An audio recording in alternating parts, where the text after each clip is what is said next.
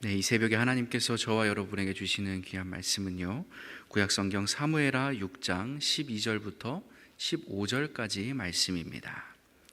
사무엘하 6장 12절부터 15절까지의 말씀을 제가 받들어 봉독하겠습니다. 이것은 하나님의 말씀입니다. 어떤 사람이 다윗 왕에게 아뢰어 이르되, 여호와께서 하나님의 괴로 말미암아 오벳에돔의 집과 그의 모든 소유에 복을 주셨다 한지라. 다윗이 가서 하나님의 궤를 기쁨으로 메고 오벳에돔의 집에서 다윗 성으로 올라갈새 여호와의 궤를 맨 사람들이 6걸음을 가매 다윗이 소와 살진 송아지로 제사를 드리고, 다윗이 여호와 앞에서 힘을 다하여 춤을 추는데 그때에 다윗이 배의 옷을 입었더라. 다윗과 온 이스라엘 족속이 즐거이 환호하며 나팔을 불고 여호와의 궤를 메어오니라. 아멘. 사무엘하 6장 앞부분을 보면 다윗이 이 언약궤를 다시 수도 예루살렘으로, 자신이 거주하고 있는 다윗 성으로 다시 가져오기 위해서 애를 썼습니다. 근데 다 아시다시피 3만 명이나 동원해 가면서 아주 야심차게 추진했던 이 프로젝트가 완전히 엎어진 것이죠. 우사가 죽음을 맞이했기 때문입니다. 사무엘하 6장 8절부터 10절까지의 말씀입니다. 주님께서 그렇게 급격히 우사를 벌하셨으므로 다윗은 이래서야 내가 어떻게 주님의 궤를 내가 있는 곳으로 옮길 수 있겠는가 하였다.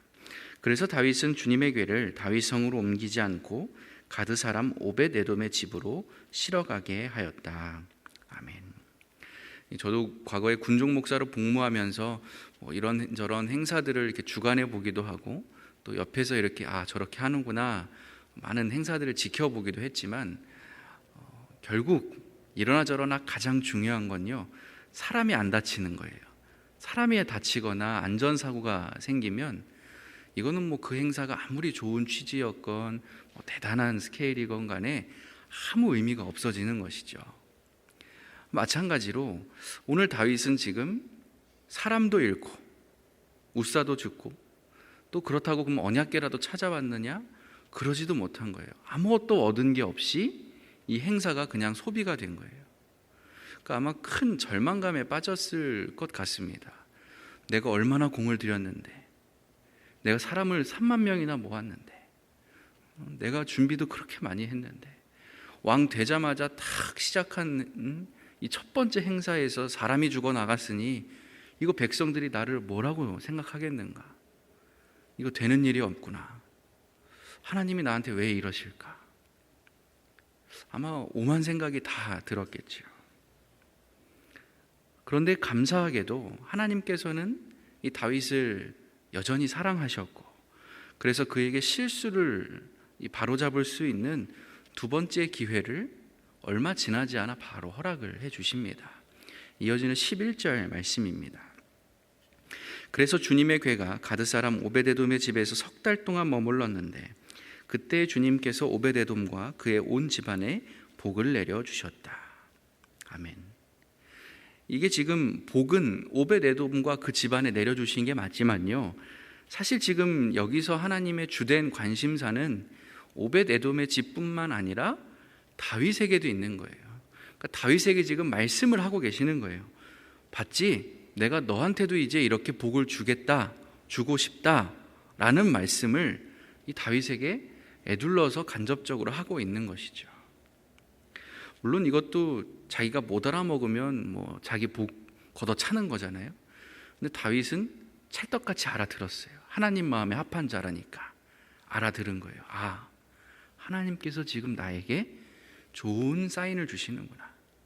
다시 한번 내가 일어나서 걸어갈 수 있는 길을 열어주려고 지금 하시는 거구나. 다윗이 알아들었어요. 그래서 다윗은 즉시 일어나서 다시 언약궤를 더 잘 모셔올 방안을 고심하기 시작합니다. 특히 지난번에 과거의 실수를 똑같이 반복하지 않기 위해서 이번에 언약궤를 옮겨올 때는 다윗이 좀 다르게, 그래서 크게 4가지의 부분에서 큰 변화를 꾀하게 되는데요. 첫 번째 변화는 뭐냐 하면 당연한 수순이었겠지만 이 모든 문제의 사태의 시발점이라고 할 수 있는 그 소가 끄는 수레, 그 수레를 더 이상 사용하지 않기로 합니다. 역대상에 보면 다윗이 이렇게 고백을 하는데요. 15장 말씀입니다.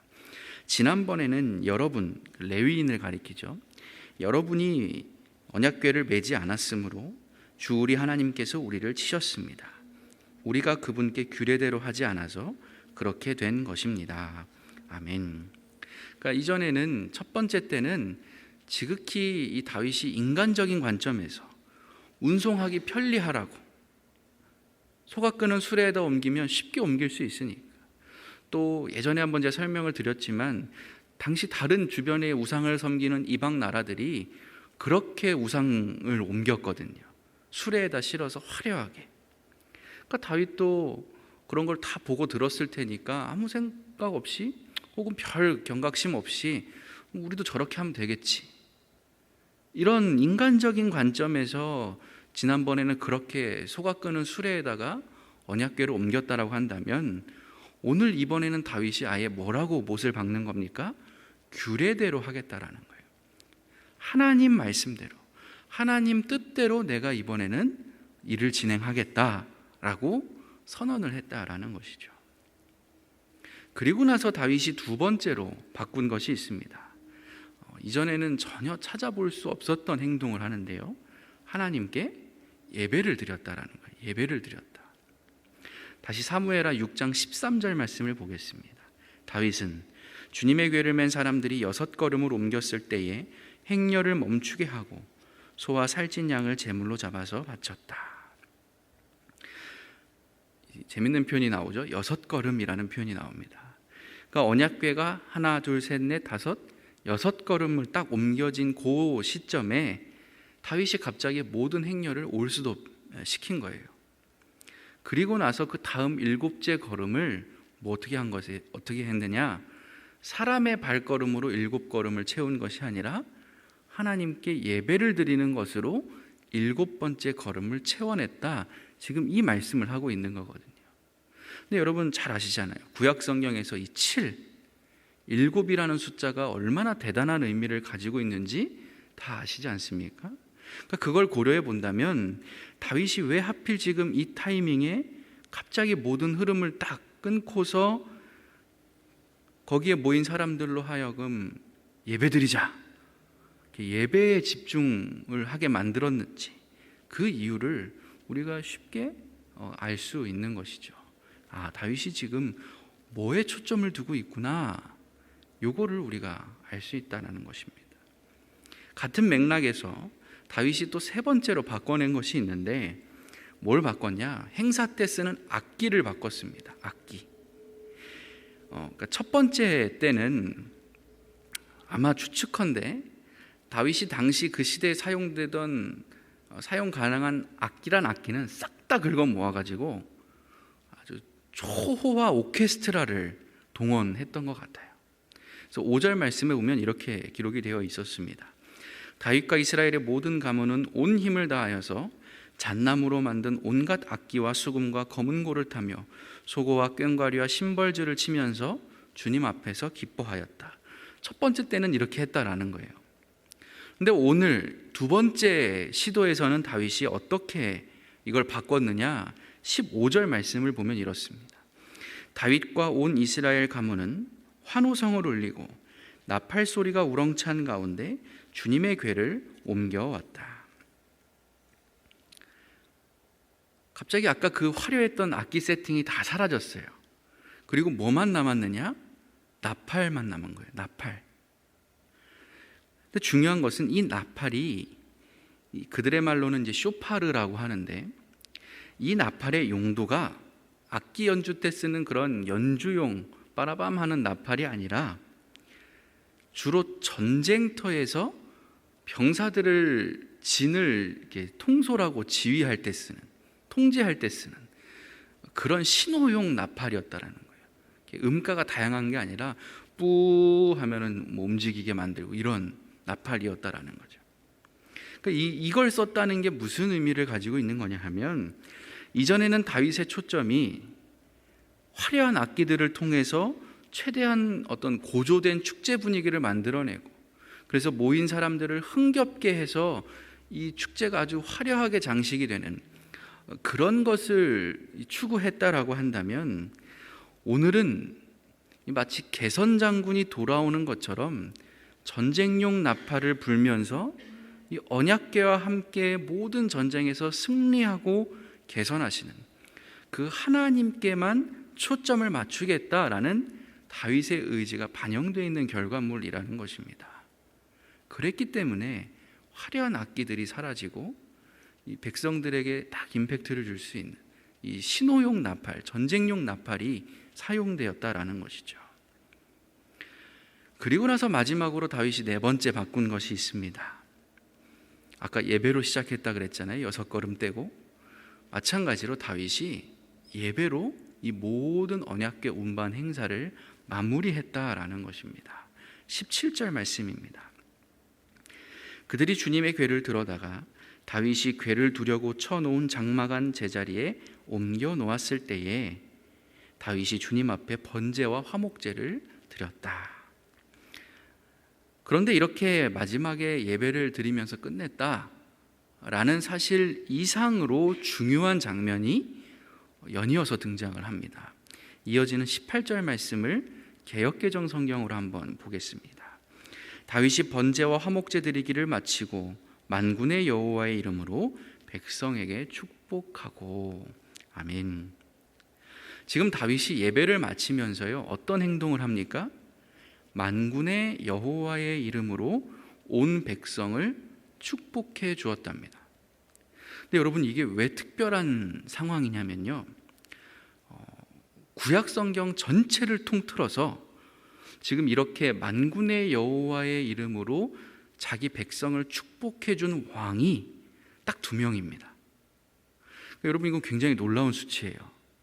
왕정 시대에 가면 그렇게 많은 왕들이 나오잖아요. 그런데 그 수많은 왕들 중에서 정작 자기 백성을 위해서 하나님께 기도하고 복을 구하고 축복을 빌어준 왕은요, 딱 2명밖에 없다라는 거예요. 좋은 지도자 만나기가 그렇게 어려운 거죠. 그 2명이 누구겠어요? 다윗과 솔로몬이에요. 이 둘밖에 없어요. 자기 백성 축복해 준 왕은 하나님의 이름으로. 특별히 오늘 다윗이요, 뭐라고 백성들을 축복하냐면 만군의 여호와의 이름으로 자기 백성들을 축복하고 있다라는 거예요. 그러니까 자기 이름으로, 다윗 자기 명의로가 아니라 하나님의 이름으로 백성들을 축복하고 격려해 주었다라는 것입니다. 그러니까 사실 다윗이 얼마든지 내가 왕이니까, 또 내가 이 모든 어떤 이 행사를 기획했으니까, 그렇게 왕으로서 혹은 기획자로서 얼마든지 자기 자신을 드러내고, 하다못해 체육대회를 해도 홍영택 빼 이렇게 할 수 있잖아요. 얼마든지 자기 영광을 다 취할 수 있었음에도 불구하고 오늘 다윗은 처음부터 끝까지 자기를 숨겼다라는 거예요. 낮추고 있다라는 거예요. 그리고 대신 누가 보이도록? 하나님이 드러나시도록, 하나님만이 예배 받으실 수 있도록, 그것을 위해서 다윗이 끝까지 애를 썼다라는 것이죠. 만군의 여호와의 이름으로 내가 너희를 축복한다. 그랬기 때문에 사실 다윗 스스로도 성경을 보면 우리가 벌을 받았다 라고 고백할 수밖에 없을 정도로 모든 것이 최악이었던 그 첫 번째 시도와는 다르게 오늘 이 2번째 언약궤 운반 행사, 이 시도는 정말 그 다윗의 바람대로 만군의 여호와의 축복이 나의 백성 한 명 한 명에게 다 고르게 임하게 되는, 그래서 하나님께서 참으로 기뻐 받으실 만한 예배, 아름다운 행사가, 역사가 오늘 이루어졌다라는 것입니다. 그것이 이 마지막 문장에 표현이 되어 있는 것이죠. 다윗이 모든 예배를 마치고 모든 행사를 마치고 하나님의 이름으로 백성들을 기쁘게 축복하였다라는 것입니다. 여러분, 오늘 다윗이 4가지를 바꿨다고 말씀을 드렸습니다.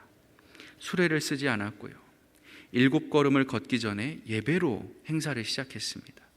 화려한 악기 대신 나팔을 불었고요. 하나님의 이름으로 자기 백성들을 축복했다라는 것이죠. 그런데 여러분, 다윗이 추구하고 이렇게 시도했던 이 4가지의 변화, 이 일련의 변화들에는요, 이미 다 느끼고 계시겠지만 공통점이 하나 있습니다. 다윗의 중심축이 나에서 하나님으로 옮겨졌다라는 거예요. 다윗의 중심축이 나에서 하나님으로 바뀌었다라는 거죠. 이전에는 어땠습니까? 나의 편의를 위해서, 나의 뜻과 나의 목적, 나의 계획을 이루기 위해서, 나를 드러내기 위해서, 나를 만족시키기 위해서 추진했던 것이 첫 번째 행사였다라고 한다면, 이제는 그렇지 않게 되었다라는 것이죠. 내가 조금 불편하더라도, 내가 생각하는 그런 것과 좀 방향이 다르더라도, 세상적으로 따졌을 때 임팩트, 효과가 좀 덜해지더라도, 내 수고와 노력이 남들에게 그렇게 드러나지 않게 된다 할지라도, 그래서 내 성에는 다 차지 않더라고 하더라도 하나님의 영광이 높여질 수만 있다면, 하나님의 뜻을 이루게 되는 것이라면, 그래서 하나님을 결과적으로 기쁘시게 할 수만 있다면 저는 상관없습니다. 그것으로 저는 충분합니다. 만족하겠습니다. 감사하겠습니다. 이 겸손한 마음이 오늘 다윗에게 가득했다라는 것입니다. 사실 이런 실수는 저와 여러분도 할 때가 참 많죠. 처음에는 순수한 마음을 가지고 교회를 위해서 하나님께 헌신하고 싶어서 그 은혜에 감사해서 아무런 사심 없이 시작을 하게 되었던 것인데, 점점 시간이 갈수록 불순물이 섞이기 시작을 하는 거예요. 그 원래의 선한 마음과 목적이 점점 퇴색되더라는 것이죠. 그러다가 결국에는 어떤 일이 일어납니까? 하나님을 바라보는 것이 아니라 내가 하는 일 그 자체가 하나님이 되어서 내가 그거에 얽매이게 되더라는 것이에요. 하나님의 뜻보다는요, 내가 세운 계획이 더 중요해지는 거예요. 하나님의 뜻이 이루어져야 하는 데가 아니라 내가 그렇게 계획한 게 돼야 되는데 왜 안 되는 거야? 이렇게 생각하게 된다는 거예요. 교회 전체의 유익을 바라는 것이 아니라 나의 유익이 중요한 거예요. 내가 만족해, 내 마음에 들어야 되는 거예요. 다른 성도님들의, 이웃들의 마음이 어떠한가를 살피는 것보다는 내 감정이 더 중요한 거예요. 잘 됐느냐? 내가 수고한 이 일들이 겉으로는 아닌 척하고 있지만 속으로는 어떤 거예요? 내가 이렇게 수고하는데, 오른손이 한 일 왼손도 알아줘야 되는데 왜 아무도 안 알아주는 거예요? 일을 하면 할수록, 수고하면 할수록, 열심을 내면 낼수록 섭섭한 마음만 드는 거예요. 이렇게 되면요, 반드시 생채기가 나게 되어 있습니다. 자, 그게 자기 자신이 됐든 내 주변 성도님들이나 이웃이나 동료가 됐든 누가 됐든지 말이죠. 나는 더 노력하는데 하나님과는 더 자꾸만 멀어지게 되더라는 것입니다. 오늘 다윗이 그러했던 거예요. 사무엘하 6장 초반에서 열심을 내는데 다 안 되는 거예요. 하나님이 하나도 응해 주시지 않는 거예요. 왜? 방향이 다르기 때문에. 하나님 중심이 아니라 나 중심으로 하나님의 일을 한다고 착각하고 있기 때문이라는 것이죠. 하지만 오늘 다윗은요, 빠르게 반전을 이루어냈습니다. 그 비결이 무엇이었습니까? 나에게만 집중하던 그 교만하고 뻣뻣한 자아를 다 털어내고 온몸에 힘을 쭉 뺀 채 하나님 앞에 나온 거예요. 오직 하나님께만 내 삶의 중심을 두겠습니다. 이 행사에 가치를 두겠습니다. 그렇게 나의 묵은 색안경을 벗어내고 다시금 하나님 앞에로 바로 세워졌다라는 것이죠. 그 과감하고도 결단력 있는 겸손한 신앙의 모습이 있었기 때문에 오늘 다윗은 자신의 중심축을 하나님께로 빠르게 옮겨 놓을 수 있었다라는 것입니다. 아, 맞아. 내가 하나님의 은혜로 살아온 것이지. 분명 처음에는 내가 하나님께 감사하는 마음으로 이걸 시작했었는데, 원래는 내가 하나님 기쁘시게 하는데 이 일의 목적이 있었는데, 그러자고 시작한 일이었는데, 그래서 그냥 하나님만 알아주시면, 하나님께 영광만 된다면 나는 아무 상관도 없었었는데 왜 이렇게 됐을까? 자기 스스로 이것을 깨닫는 게 얼마나 어려운 일인지 모릅니다. 그런데 다윗은 평소 하나님 앞에 잘 모든 것을 꾸밈 없이 나올 수 있는 그 순수한 신앙의 좋은 습관이 있었기 때문에 빠른 시일 내에 3개월 만에 하나님 앞에 되돌아올 수 있었다. 정신 차릴 수 있었다라는 것이에요. 사랑하는 교우 여러분, 오늘 이 시간 우리에게도 이와 같은 다윗의 깨달음이 꼭 있기를 간절히 축원합니다. 오늘도 나는 하나님의 은혜로 사는 사람이다. 그러니 내가 오늘 사나 오늘 죽으나 다 하나님의 영광을 위해서 한다. 이 사실을 우리가 잊지 않아야 되는 거예요. 오늘 하루 하나님께서 허락해 주시는 이 귀한 깨달음을 가지고 하루하루 복되게 살아갈 수 있게 되는 저와 여러분이 다 되시기를 우리 주 예수 그리스도의 이름으로 간절히 축원합니다. 기도하겠습니다.